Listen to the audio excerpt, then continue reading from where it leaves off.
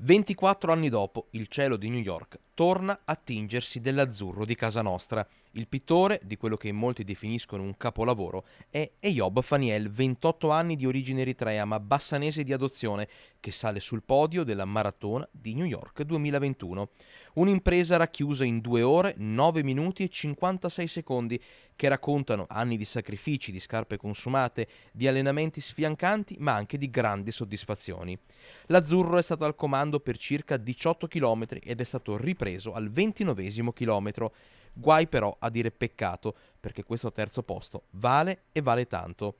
Bassano, Cassola, il Veneto e l'Italia intera sono in festa, pronti ad abbracciarlo al suo ritorno. E sì, che di festeggiamenti per Eyob ne sono stati organizzati già tanti, perché lui è primatista italiano nella 10 km, nella maratona e nella mezza maratona.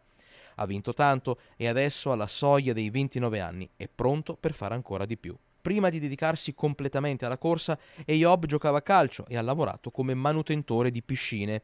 Con la sua compagna, Ilaria Bianchini, e le 2 figlie, ama rilassarsi ascoltando jazz e mangiando pizza. Niente di straordinario, eccezion fatta per quello che di straordinario ha saputo fare. Vi siete sentiti dopo il podio, dopo il risultato straordinario alla maratona di New York?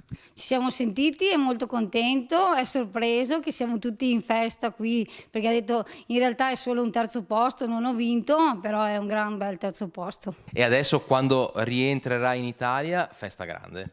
Festa grandissima, ho sentito Ilaria e la sua compagna, siamo tutti orgogliosi, siamo veramente tanto tanto contenti, grande festa.